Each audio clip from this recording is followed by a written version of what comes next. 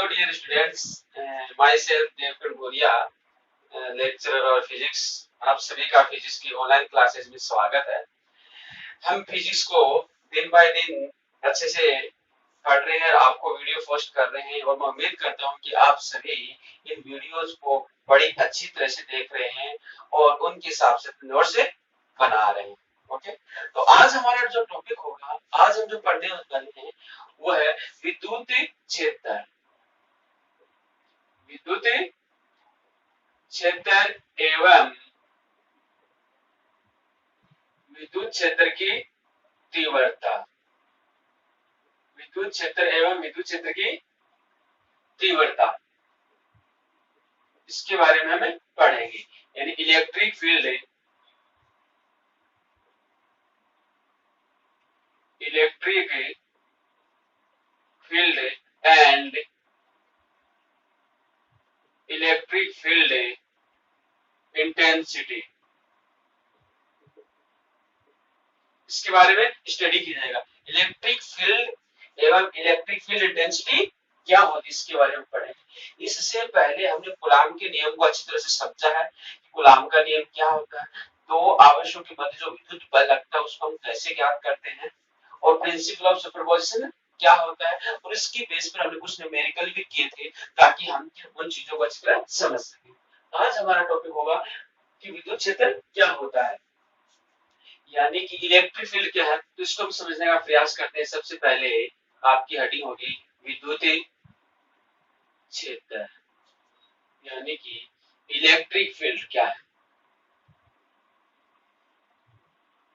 Electric field, electric field क्या होगा, तो कूलाम नामक वैज्ञानिक ने क्या बताया था कि अगर दो बिंदुवत आवेश है Q1 एंड Q2 एक दूसरे से r दूरी पर स्थित है, दो बिंदुवत आवेश है Q1 एंड Q2 एक दूसरे से r दूरी पर स्थित है, तो इन दोनों आवेशों के मध्य जो बल लगता है जिसको हम विद्युत बल कहते हैं, उसकी वैल्यू क्या होती है, F = 1/4 pi epsilon not Q1 Q2 r²। Epsilon not निर्वात की विद्युत क्षेत्र है, इसका मतलब यहाँ पर जो माध्यम क्या होगा वो निर्वात होगा, यहाँ का माध्यम क्या होगा, निर्वात होगा। तो इस और यहाँ से ये चीज हमने बताई कि ये आवेश इस पर जितना बल लगाता है, ये आवेश इस पर भी उतना ही बल लगाता है, यानी दोनों के मध्य बल वर्क करता है। लेकिन अब हमें देखना जरूरी हो गया कि जब ये दोनों आवेश कांटेक्ट में नहीं है, दोनों आवेश एक दूसरे के संपर्क में नहीं है, तो बल कैसे लग रहा है। जैसे ये मेरे पास पेन है, इस पेन का कैप मैं यहाँ से निकाल और यहाँ डालना चाहूंगा तो मुझे फोर्स अप्लाई करना पड़ेगा, और फोर्स अप्लाई करना पड़ेगा तो क्या करना पड़ेगा, मुझे इसको पकड़ना पड़ेगा, इसे कांटेक्ट में लाना पड़ेगा। बिना कांटेक्ट में लाए उस पेन के जो कैप है उसको न तो निकाल सकता हूँ, न इसको आपस से लगा सकता हूँ।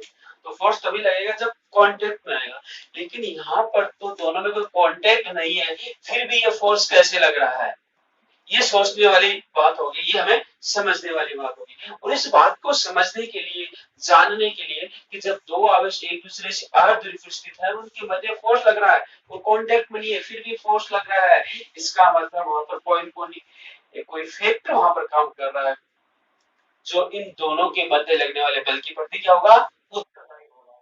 और यहाँ से ही इसकी परिभाषा निकल कर आती है, इसका कॉन्सेप्ट निकल कर आता है, इसका विद्युत क्षेत्र का। तो विद्युत क्षेत्र क्या है कि कोई भी जो चार्ज होगा, कोई भी चार्ज है, जैसे ये चार्ज यहाँ पर रखा हुआ है, तो ये चार्ज क्या करता है, अपने चारों ओर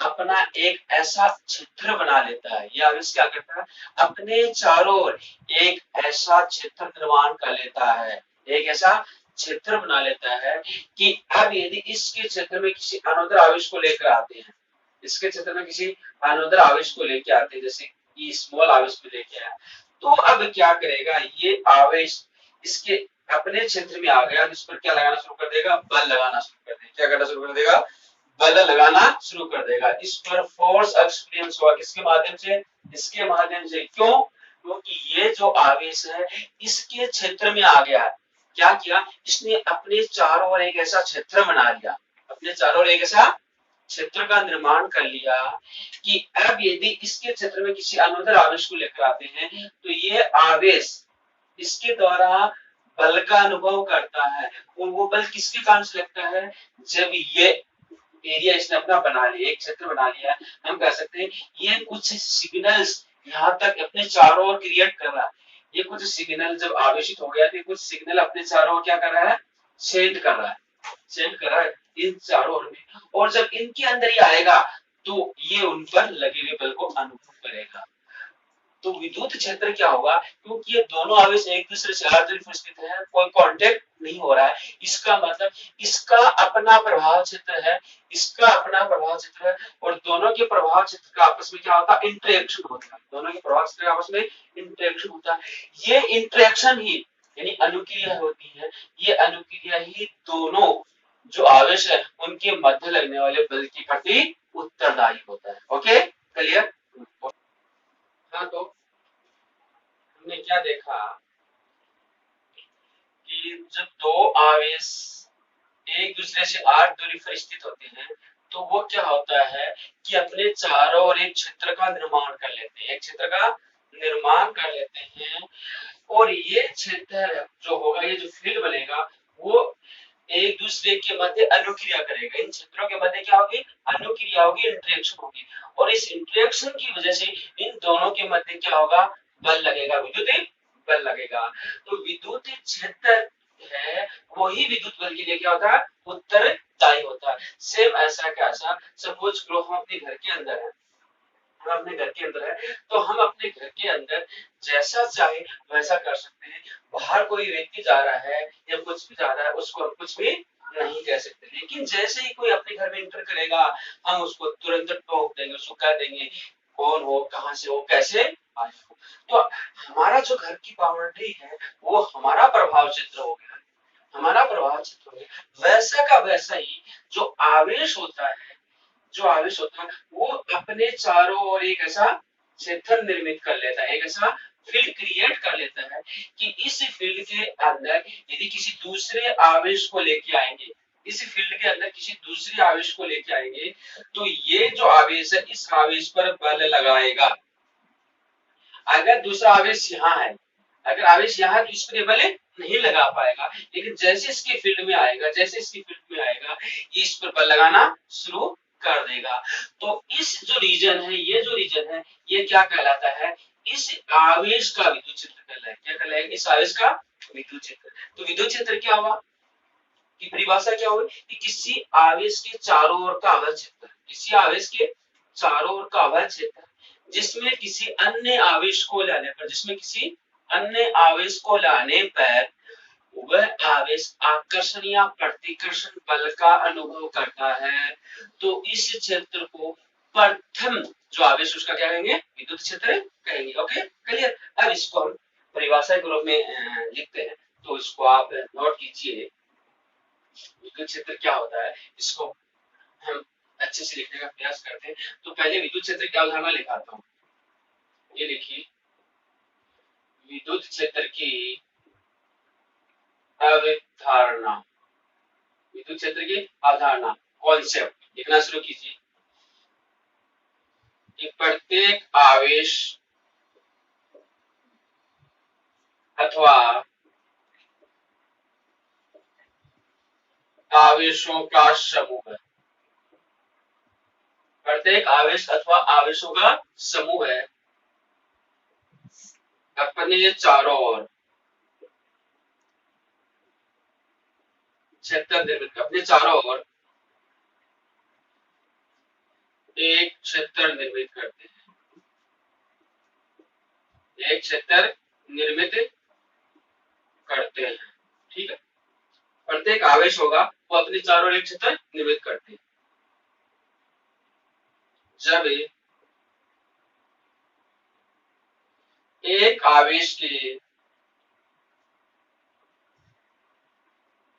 क्षेत्र के पास दूसरे आवेश, जब एक आवेश के क्षेत्र के पास दूसरे आवेश के क्षेत्र को लाया जाता है तो इन दोनों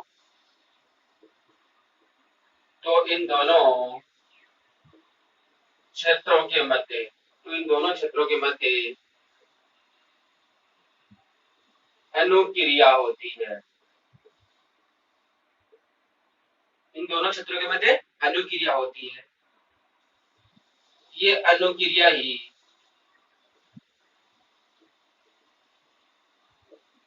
दोनों आवेशों के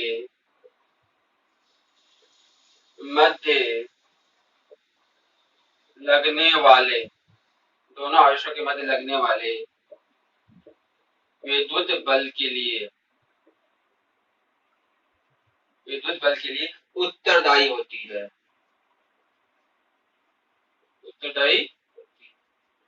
तो ये इलेक्ट्रिक फील्ड की जो कॉन्सेप्ट है वो ये है कि प्रत्येक आवेश है वो अपने चारों ओर एक क्षेत्र निर्मित करेगा। जब एक आवेश के क्षेत्र के समय दूसरे आवेश को लेकर जाएंगे तो दोनों आवेश को क्षेत्रों के मध्य इंटरेक्शन होना शुरू हो जाएगा और इस इंटरेक्शन की वजह से दोनों के मध्य विद्युत बल कार्य करना शुरू करेगा, आकर्षण या प्रतिकर्षण का जो भी होगा। तो इसको अच्छी तरह से नोट कर लीजिए। अब यहाँ से परिभाषा निकल आएगी, विद्युत क्षेत्र की परिभाषा यहाँ से निकल कर आएगी, तो इसको अच्छे से नोट कर लीजिए। अच्छा है, किसी आवेश के चारों ओर का किसी आवेश के चारों ओर का वह क्षेत्र जिसमें किसी अन्य आवेश को लाने पर वह आकर्षण या प्रतिकर्षण का विद्युत बल अनुभव करता है। आकर्षण या प्रतिकर्षण का विद्युत बल अनुभव करता है। प्रथम आवेश का विद्युत क्षेत्र कहलाता है। प्रथम आवेश का विद्युत क्षेत्र कहलाता है। तो किसी भी आवेश होगा वो बल तभी लगा पाएगा जब वो अपना विद्युत क्षेत्र क्रिएट करेगा, अपना विद्युत क्षेत्र बनाएगा। और जो आवेश होगा वो विद्युत क्षेत्र अवश्य बनाएगा, अपने चारों ओर बनाएगा, अपने चारों ओर। जैसे यहाँ पर क्यों आवेश है, तो वो अपने चारों ओर इलेक्ट्रिक फील्ड क्रिएट करेगा। तो ये इसका इलेक्ट्रिक फील्ड होगा, ये इसका क्या होगा, विद्युत क्षेत्र। ये इसका क्या है, इस आवेश Q का विद्युत क्षेत्र है। अगर इसके अंदर किसी दूसरे आवेश को लेकर आएंगे तो उसके ऊपर ये आवेश क्या लगाएगा, बल लगाएगा, विद्युत बल लगाएगा। तो इस सराउंडिंग जो एरिया है, इस आवेश के सराउंडिंग जो एरिया है जिसमें इसका अपना प्रभाव है, तो इस एरिया को हम किस नाम से जानते हैं, विद्युत क्षेत्र के नाम से जानते हैं। ओके, क्लियर हुआ? तो इसको अच्छे से आप नोट कर लीजिए।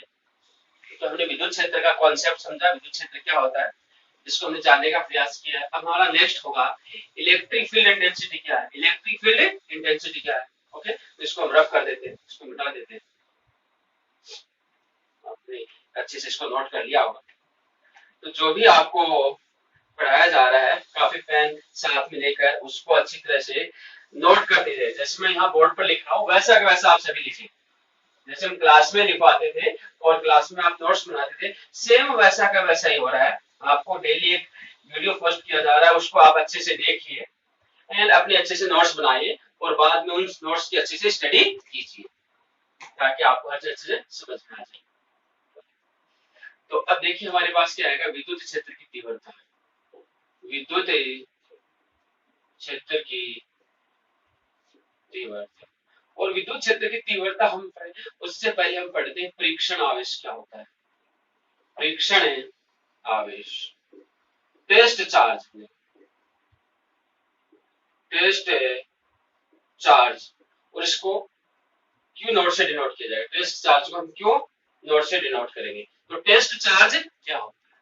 टेस्ट चार्ज का मतलब एक ऐसा चार्ज है, एक ऐसा आवेश है जिसका अपना कोई विद्युत क्षेत्र नहीं है, अपना कोई विद्युत क्षेत्र नहीं है, यानी कि ये बहुत ही छोटा, हम कह सकते हैं बहुत ही छोटा धनावेश है, एक बहुत ही छोटा धनावेश होगा। सपोज ये जैसे ये परीक्षण आवेश मैंने क्यों मान लिया, और ये कैसा पॉजिटिव, यहाँ पर हम कैसा लेंगे पॉजिटिव, पॉजिटिव लिया गया है तो टेस्ट चार्ज होगा और एक ऐसा चार्ज होगा जिसका अपना कोई इलेक्ट्रिक फील्ड नहीं होगा। अगर अपना इलेक्ट्रिक फील्ड नहीं है तो इसका मतलब ये अपने चारों को प्रभाव उत्पन्न नहीं कर पा रहा है, प्रभाव उत्पन्न नहीं कर पा रहा है। लेकिन अगर इसके आसपास आवेश है तो ये इस पर बल तो नहीं लगा पाएगा, इन पर बल नहीं लगा पाएंगे, क्यों? क्योंकि इसका अपना इलेक्ट्रिक फील्ड नहीं है। लेकिन अन्य जो आवेश है इसके ऊपर जो बल लगाएंगे इस बल को ये एक्सपीरियंस करेगा, इस बल को क्या करेगा, अनुभव करेगा। तो इस प्रकार के चार्ज को हम किस नाम जानते हैं, टेस्ट चार्ज के नाम से जानते हैं। यानी कि ये एक तरह से काल्पनिक है, वास्तविक नहीं, एक तरह से क्या है, काल्पनिक है। काल्पनिक इसलिए हो गया क्योंकि इसका विद्युत क्षेत्र ही नहीं है, इसका मतलब इसका अस्तित्व ही नहीं है। अगर विद्युत क्षेत्र ही नहीं है इसका तो इसका कोई अस्तित्व नहीं है। अगर आवेश होगा तो उसका अपना अस्तित्व होगा।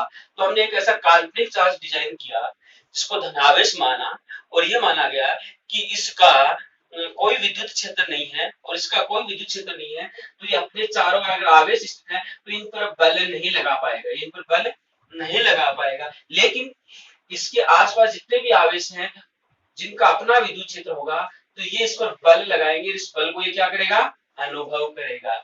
इस बल को क्या करेगा, अनुभव करेगा, इसे पता लगेगा कि मेरे ऊपर बल लगाया जा रहा है।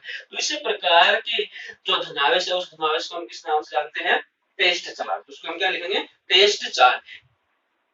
ये काल्पनिक इसलिए माना गया है कि इसकी वैल्यू बहुत ही नगण्य, लगभग जीरो के बराबर, लगभग जीरो के बराबर है, इसलिए ये काल्पनिक हो गया। ओके, तो पहले इसकी अच्छी सी परिभाषा लिख लेते हैं कि परीक्षण आवेश, इसकी भी डेफिनेशन लिखिए अच्छी सी। परीक्षण आवेश एक है अत्यल्प धनावेश, परीक्षण आवेश एक अत्यल्प धनावेश होता है जिसका अपना कोई विद्युत क्षेत्र नहीं होता, इसका अपना कोई विद्युत क्षेत्र नहीं होता है। अर्थात ये है अपने निकट स्थित आवेशों पर, अर्थात ये अपने निकट स्थित आवेशों पर कोई बल नहीं लगा सकता, कोई बल नहीं लगा सकता है, कोई बल नहीं लगा सकता है, परंतु अन्य आवेशों द्वारा, परंतु अन्य आवेशों द्वारा अपने ऊपर लगाए गए, परंतु अन्य आवेशों द्वारा अपने ऊपर लगाए गए बल का अनुभव करता है। ये वेरी इंपॉर्टेंट है कि परीक्षण आवेश एक अत्यल्प बहुत छोटा धनावेश होता है जिसका अपना कोई विद्युत क्षेत्र नहीं होता है। अर्थात ये अपने निकट स्थित, इसके पास जो भी आवेश होगा निकट स्थित आवेशों पर कोई बल नहीं लगा पाएगा, लेकिन जो इसके पास स्थित आवेश है उस पर बल लगाते हैं तो उसका अनुभव ही करता है। लास्ट में ये भी लिख सकते हैं, अर्थात ये एक काल्पनिक आवेश है, अर्थात ये एक काल्पनिक आवेश है, वास्तविक नहीं, वास्तविक नहीं। तो ये इसकी एक डेफिनेशन होगी, ये परिभाषा होगी, इसकी विशेषता होगी, इसके बारे में हमने जानने का प्रयास किया। सेम ऐसे हम समझने का प्रयास करें कि सपोज मान लीजिए एक हाथी है और एक ही चींटी है, तो वहां पर आप देखने का प्रयास कीजिए कि हाथी जो है वो हल्की सी फूंक मारेगा तो वही चींटी काफी दूर तक उड़ जाएगी, लेकिन चींटी के द्वारा हाथी पर कोई प्रभाव नहीं पड़ पाएगा। तो उस चींटी को हम क्या मान सकते हैं, परीक्षण धनावेश से माना जा सकता है, और हाथी हमारा क्या होगा, सोर्स चार्ज होगा जिसका अपना एरिया होगा, प्रभाव क्षेत्र होगा। तो इस प्रकार से इसको हम समझ सकते हैं। ओके, अब देखेंगे हम इलेक्ट्रिक फील्ड इंटेंसिटी क्या होती है। यहां से हम समझने का प्रयास करते हैं विद्युत क्षेत्र की तीव्रता। विद्युत क्षेत्र की तीव्रता क्या, इसकी परिभाषा हम देखेंगे। Electric field intensity, electric field intensity, क्योंकि हमने अभी तक क्या समझा कि प्रत्येक आवेश है वो अपने चारों ओर एक क्षेत्र क्रिएट करता है। सपोज ये प्लस क्यू चार्ज लेता हूं, ये क्यू चार्ज लेता हूं, और ये क्यू चार्ज क्या करेगा, अपने चारों ओर एक प्रवाह क्षेत्र बना लेगा, अपने चारों ओर प्रवाह क्षेत्र बना लेगा, और इस प्रवाह क्षेत्र को इसका हम क्या कहेंगे, विद्युत क्षेत्र कहेंगे। इस प्रवाह क्षेत्र को हम क्या कहेंगे, विद्युत क्षेत्र कहेंगे। अब यदि इसके प्रभाव क्षेत्र में एक किसी परीक्षण आवेश को मिला कर दे, इसके प्रभाव क्षेत्र में एक परीक्षण आवेश, ये परीक्षण आवेश Q0, परीक्षण आवेश Q0 को हमने रख दिया है, तो क्या होगा कि यह परीक्षण आवेश इस पर तो बल नहीं लगा रहेगा। यहाँ पर हमने एक बिंदु ए लिया है, इस बिंदु ए पर हमने परीक्षण आवेश क्यों रख दिया है। तो अब ये परीक्षण आवेश इस पर तो बल नहीं लगा रहा, लेकिन ये है, ये आवेश इस पर जो बल लगाएगा उसको ये एक्सपीरियंस करेगा, उसको ये एक्सपीरियंस करेगा। अगर इनकी बीच की डिस्टेंस आर है, अगर इनकी बीच की डिस्टेंस आर है, तो कूलाम के नियम से इनके मध्य जो बल लगेगा उस बल को हम ज्ञात कर सकते हैं। F बराबर क्या आएगा, 1/4 pi epsilon not Q upon R square, Q and Q not upon R square, ये बल लगेगा, ये बल यहाँ पर वर्क करता है। सपोज हम एक और मान लेते हैं कि यहाँ पर एक दूसरा कोई चार्ज रखते हैं, यहाँ पर हम कोई दूसरा चार्ज रखते हैं, इसको एक बार ऐसा यहाँ पर ऐसा, ठीक है, डिस्टेंस सेम है, डिस्टेंस हमारा सेम है, ये चार्ज भी सेम है, ये सेम है। यहाँ पर किसी दूसरे चार्ज को रखते हैं, तो देखिए यहाँ पर क्या होगा, 1/4 pi epsilon not Q upon R square into Q1। अगर यहाँ पर Q1 चार्ज रख दिया मैंने, यहाँ पर दूसरी बार हमने Q1 चार्ज रख दिया, पहली बार Q0 चार्ज रखा तो ये बल लगा, Q1 चार्ज रखा तो ये बल लगा। तो यहाँ से आप देखने का प्रयास कीजिए कि ये वाला फैक्टर दोनों में एक समान है, ये वाला फैक्टर दोनों में एक समान है, ये वाला फैक्टर दोनों में एक समान है। यहाँ पर चार्ज ये अलग है, यहाँ पर चार्ज ये अलग है। तो इस बिंदु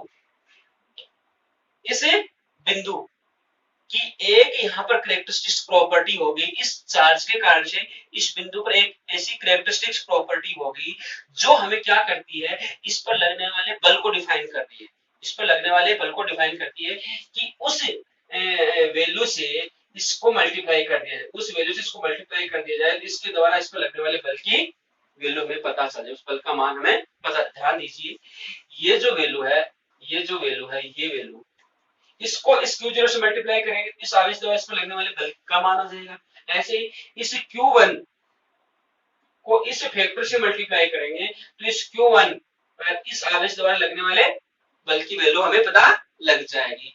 तो ये जो एक फैक्टर है, इसी फैक्टर को हमने क्या नाम दिया है, क्योंकि ये उस बिंदु का है, किसका है, उसे बिंदु का। इस फैक्टर को हम किस नाम जानते हैं, विद्युत क्षेत्र की तीव्रता। ये फैक्टर क्या कहलाएगा, विद्युत क्षेत्र की तीव्रता कहलाएगी। तो अगर इसको मैं लिखूं ऐसे, F बराबर, इसको मैं E नाम देता हूं, इसको मैं क्या नाम देता हूं, इस फैक्टर को E नाम देता हूं, F बराबर E एंड Q नॉट। ये क्या होगा, परीक्षण आवेश Q नॉट। तो E बराबर मेरे पास क्या आएगा, F अपॉन Q नॉट। तो यहां से इसकी परिभाषा निकल कर आएगी, यहां से this factor is known as electric field intensity, यानी इस फैक्टर को हम किस नाम जानते हैं, विद्युत क्षेत्र की तीव्रता। तो विद्युत क्षेत्र की तीव्रता क्या है, किसी आवेश, या आवेश क्यों है, किसी आवेश के विद्युत क्षेत्र, ये इसका विद्युत क्षेत्र है, किसी आवेश के विद्युत क्षेत्र के किसी बिंदु पर, कोई बिंदु लिया हमने, किसी आवेश के विद्युत क्षेत्र के किसी बिंदु पर स्थित एकांक धनावेश, एकांक धनावेश पर लगने वाला बल, एकांक धनावेश पर लगने वाला बल उस बिंदु पर क्या कहलाएगा, विद्युत क्षेत्र की तीव्रता। यानी कि Q नॉट को मैं 1 कूलम कह दूं, इकाई धन को नाम दे दो, तो E बराबर क्या आएगा, F। E बराबर क्या आएगा, F के बराबर आ जाएगा। यानी इकाई धनावेश पर लगने वाला बल, इकाई धनावेश पर लगने वाला बल उस बिंदु पर क्या कहलाएगा, विद्युत क्षेत्र की तीव्रता कहलाएगा, विद्युत क्षेत्र की तीव्रता। तो विद्युत क्षेत्र की तीव्रता बल नहीं है, इकाई धनावेश पर, अगर इकाई धनावेश पर जो बल लग रहा है, जो बल का परिमाण लग रहा है, इकाई धनावेश पर जो बल का मैग्नीट्यूड आता है, वो मैग्नीट्यूड उस बिंदु पर क्या कहलाएगा, विद्युत क्षेत्र की तीव्रता कहलाएगा। Okay, clear. तो इस परिभाषा को नोट कीजिए, ये इंपॉर्टेंट परिभाषा है। यहाँ से ये परिभाषा में लिखवाते हैं, इधर आपने कर लिया होगा, इसको मिटा देता हूँ। यहाँ पर आप नोट कीजिए विद्युत क्षेत्र की तीव्रता की परिभाषा, very important quantity, physical quantity विद्युत क्षेत्र की तीव्रता। तो वो लिखिए, यहाँ परिभाषा में लिखा रहा हूँ।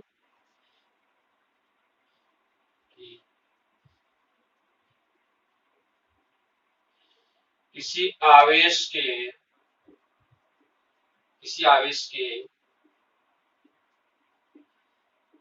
विद्युत क्षेत्र में, किसी आवेश के विद्युत क्षेत्र में स्थित,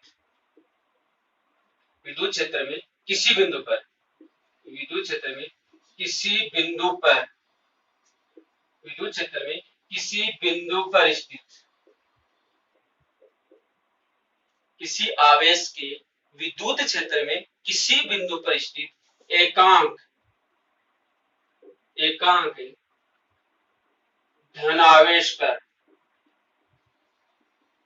लगने वाला बल, एकांक धनावेश पर लगने वाला बल, उस बिंदु पर लगने वाला बल, उस बिंदु पर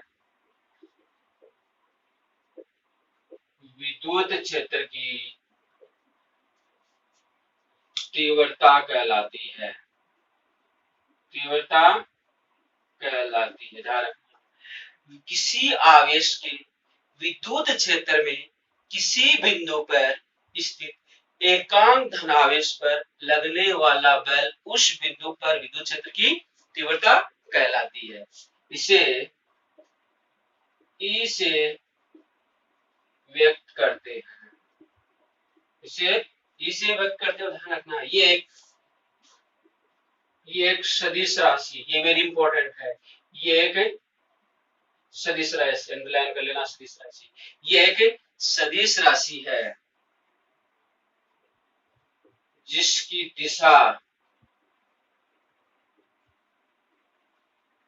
धनावेश पर, जिसकी दिशा धनावेश पर लगने वाले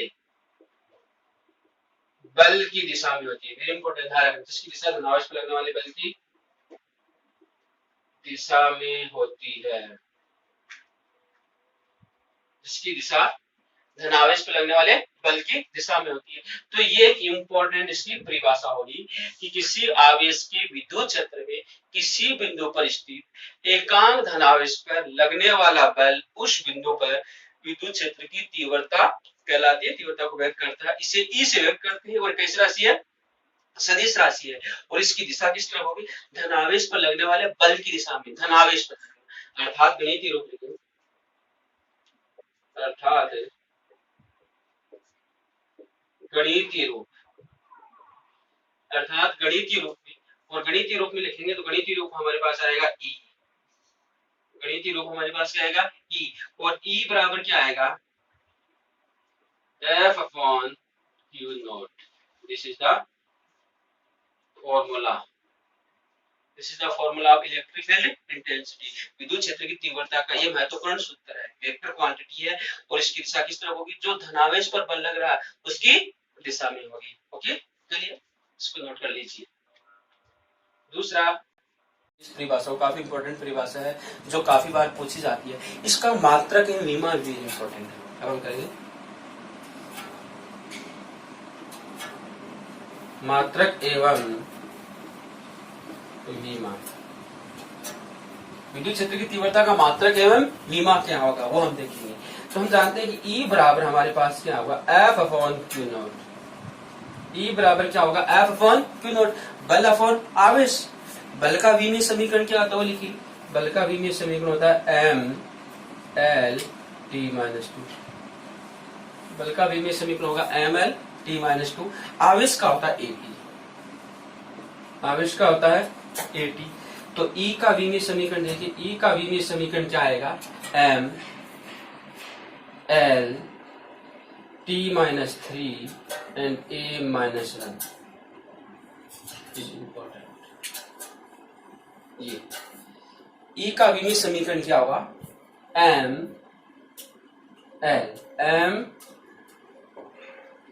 l t माइनस 3 और a माइनस 1, ये इसका विमीय समीकरण होगा। ठीक है, करिए।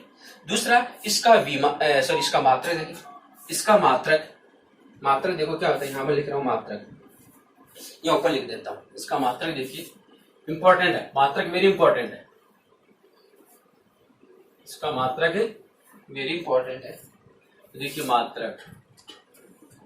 मात्रक क्या होगा, क्योंकि हमें पता है E बराबर F अपॉन क्यू नोट है। F का मात्रक क्या होता है? न्यूटन।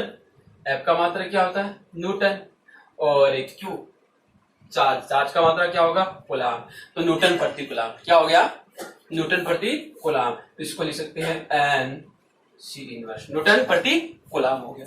दूसरा मात्रक और देखिए, दूसरा मात्रक है और इसका क्या होता है, अगर मैं ऊपर नीचे मीटर से मल्टीप्लाई कर दूं, ध्यान ऊपर नीचे मीटर से मल्टीप्लाई कर दूं, newton into metre upon coulomb into metre, newton into metre upon coulomb into metre. ध्यान ऊपर नीचे मैंने क्या किया है, मीटर से मल्टीप्लाई किया है। ठीक है, कर सकते हैं, कोई दिक्कत नहीं है। न्यूटन इंटू मीटर क्या होता है? जूल। न्यूटन इंटू मीटर क्या होगा? जूल। जूल क्या होता है? बल गुणा विस्थापन। बल का मात्रक न्यूटन और विस्थापन का मात्रक मीटर, तो क्या हो गया? कार्य। और कार्य का मात्रक क्या होता है? जूल। तो इसको क्या लिख दूं? जूल। जूल और हमारे पास क्या आएगा? जूल बटा कूलाम, जूल बटा कूलाम आ गया, और नीचे 1 अपॉन मीटर, 1 अपॉन मीटर हो गया।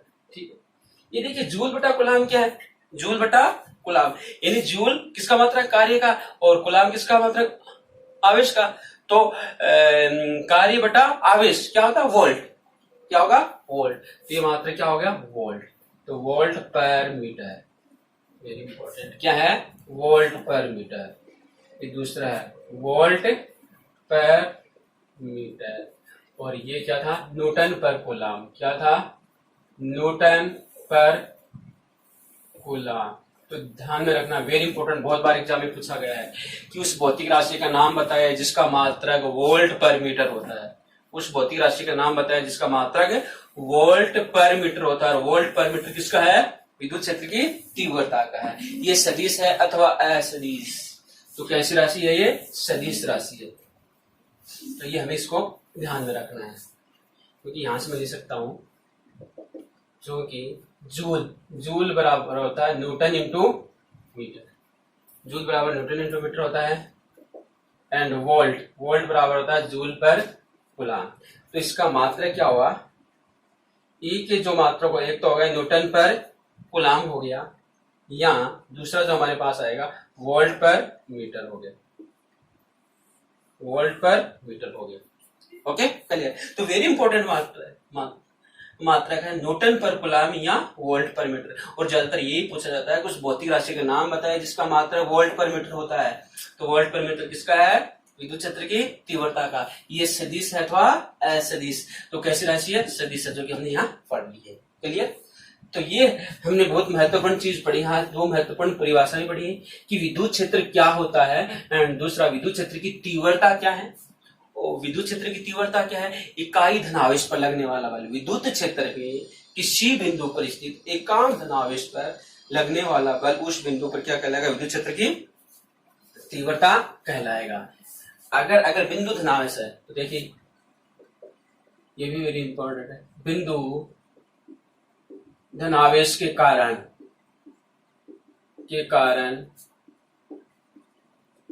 विद्युत क्षेत्र की तीव्रता, बिंदु धनावेश का विद्युत क्षेत्र की तीव्रता की दिशा, तीव्रता की अगर हम दिशा की बात करें बिंदु धनावेश के कारण, अगर ये प्लस क्यू चार्ज है, ये प्लस क्यू चार्ज है, तो क्योंकि अगर परीक्षण आवेश को हम लेंगे, परीक्षण आवेश धनावेश होगा, तो परीक्षण आवेश को क्या करेगा? प्लस प्लस को प्रतिकर्षित करेगा, तो बाहर की दिशा में, इस प्रकार से, इसके कारण से बाहर की दिशा में।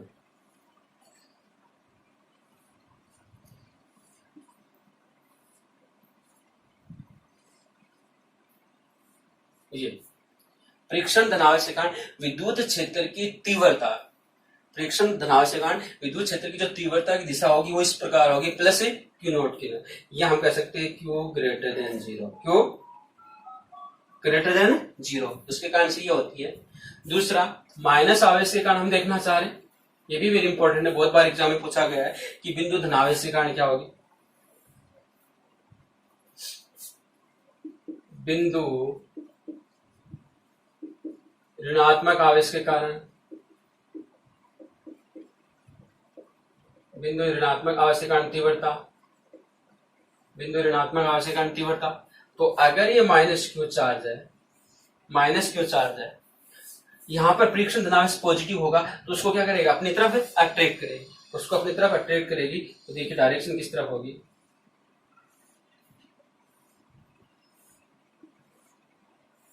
किस तरफ होगी, अंदर की तरफ, या अंदर की तरफ खींच रहे, डायरेक्शन किस तरफ होगी, अंदर की तरफ। समझ में आया? इसके अंदर क्या होता है कि प्रेक्षण धनावेश को यहां पर लेके आएंगे तो ये उस प्रेक्षण धनावेश को प्रतिकर्षित करेगा, इधर होगा तो इस दिशा में, इधर जाएगा तो इस दिशा में, इधर होगा तो इस दिशा में, यानी बाहर की तरफ।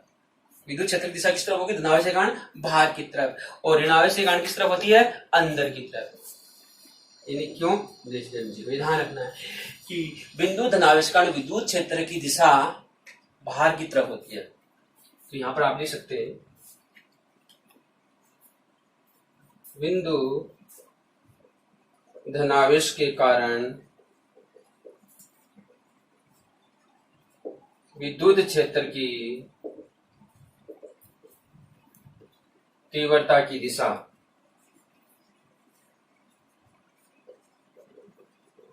बाहर की तरफ होती है, ठीक है, धनावेश से बाहर की तरफ। और यहां पर लिख सकते हैं बिंदु